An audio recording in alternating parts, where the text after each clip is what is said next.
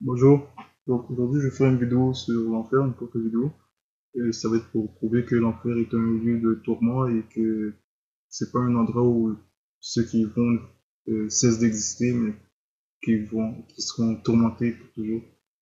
Donc c'est important parce que l'enfer est un sujet très important, ça fait partie c'est une doctrine qui est essentielle au salut, une doctrine fondamentale et voilà, c'est ce que les croyants ont toujours cru et c'est vraiment une doctrine euh, fondamentale de la foi en Christ. Donc c'est important de défendre la sainte doctrine et défendre l'évangile, défendre la parole de Dieu, vous comprenez.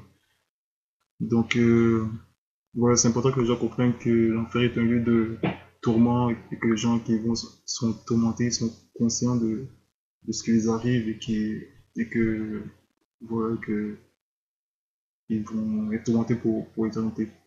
Donc je vais aller dans Luc, je, on va lire l'histoire de Lazare et de l'homme riche, parce que c'est vraiment une histoire qui nous aide vraiment à comprendre que, voilà, que ceux qui sont morts et ceux qui ne sont pas sauvés après leur mort, ils se retrouvent immédiatement en enfer.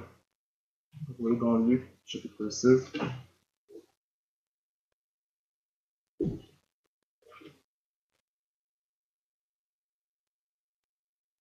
Donc, euh, donc, euh,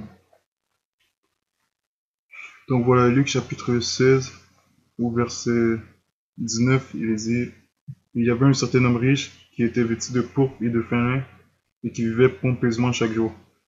Il y avait un certain mendiant nommé Lazare, lequel était étendu à sa porte, tout couvert d'ulcères, et désirant se nourrir des miettes qui tombaient de la table de l'homme riche. De plus, les chiens venaient lécher ses ulcères. Et il arriva que le mendiant mourut et fut porté par les anges dans les seins d'Abraham. L'homme riche mourut aussi et fut enterré. Et en enfer, il lève ses yeux et tend dans les tourments, il voit Abraham au loin et Lazare dans son sein. Et il s'écria et dit: Père Abraham, aie miséricorde envers moi, et envoie Lazare afin qu'il puisse tremper dans l'eau le bout de son doigt et rafraîchir ma langue, car je suis tourmenté dans cette flamme.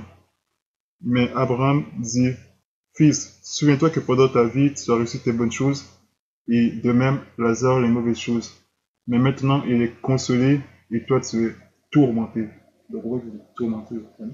Donc voilà, c'est vraiment une histoire vraie. Et donc après il dit: Et en plus de tout cela, il y a un grand gouffre établi entre nous et vous, de sorte que ceux qui voudraient passer d'ici à vous ne le peuvent, ceux qui voudraient passer de là jusqu'à nous ne le peuvent non plus. Donc, euh, voilà, ceux qui sont au ciel ne peuvent pas quitter le ciel pour aller rafraîchir la langue de ceux qui sont en enfer. Ceux qui sont en enfer ne peuvent pas sortir de l'enfer pour aller jusqu'au ciel pour, voilà, pour se rafraîchir la langue. Donc voilà, c'est terrible. Euh, donc, euh, donc voilà, parce qu'il y a un gouffre qui les sépare, vous comprenez.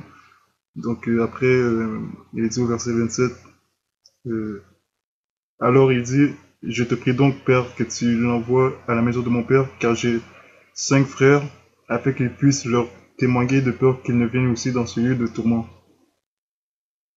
Abraham lui dit: Ils ont Moïse et les prophètes qui les entendent. Et il dit: Non, Père Abraham, mais si quelqu'un va des morts vers eux, ils se repentiront. Donc on voit que l'homme riche, c'est un enfant d'Abraham, parce que voilà, il l'appelle Père Abraham, c'est le fils d'Abraham, et donc c'est pas parce que les gens se disaient enfant d'Abraham que voilà, que ça signifie pourtant qu'ils étaient sauvés, vous comprenez, parce que les vrais enfants d'Abraham sont ceux qui ont la foi d'Abraham. Voilà, c'est parce qu'on voit que Abraham l'appelle fils, et la personne l'appelle Abraham son père, mais cette personne-là n'était pas sauvée pour autant parce que c'est pas, les gens ne sont pas sauvés par leur lignée, vous comprenez, par le sang, parce qu'ils ont le sang d'Abraham, ne veut pas les sauver pour autant. C'est seulement par la foi en Christ que les Hébreux pouvaient être sauvés. Mais il y avait des Israélites à l'époque qui se vantaient d'avoir Abraham pour père et que rien que à cause de cela, ils seraient sauvés. Mais ça, c'est vraiment se fourvoyer complètement. Voilà, l'homme riche qui s'est retrouvé en enfer qui s'est pas repenti parce que voilà, en enfer, il savait qu'il fallait se repentir pour aller au ciel, pour être sauvé. Parce que se repentir, c'est être persuadé. Ça va dire au prochain chapitre, au verset 31, il dit, et il lui dit, s'ils n'entendent pas Moïse et les prophètes, ils ne seront pas non plus persuadés, même si quelqu'un restait d'entraînement. Et voilà, il y a vraiment quelqu'un qui restait d'entraînement, c'est Jésus-Christ.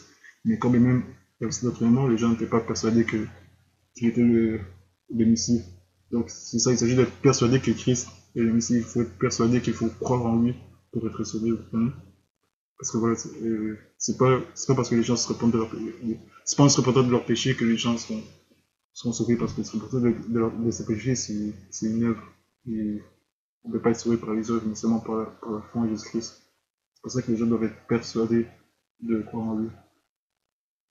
Et c'est pour ça que, voilà, qu'il dit d'aller témoigner, d'envoyer Lazare pour témoigner à ses frères, pour qu'ils persuadent de croire au Messie.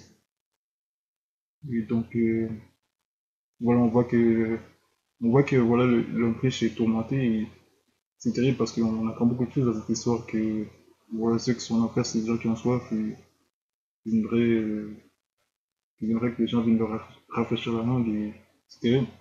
Et puis voilà, il dit au verset 24, euh, et envoie Lazare afin qu'il puisse tremper dans l'eau le bout de son doigt et rafraîchir ma langue, car je suis tourmenté dans cette flamme. C'est terrible.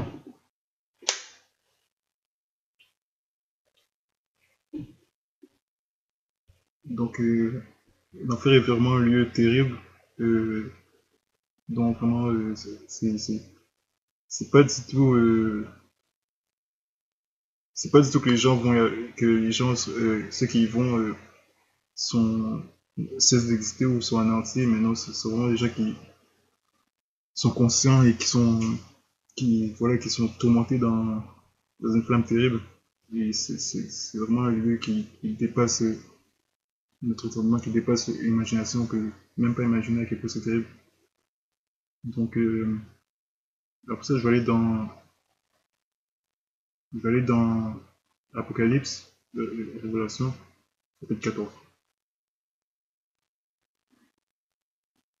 Révélation, chapitre 14, verset 10, il dit, celui-là boira du vin du courroux de Dieu, lequel est versé sans mélange dans la coupe de son indignation, et il sera tourmenté dans le feu et le soufre, en la présence des saints anges et en la présence de l'agneau.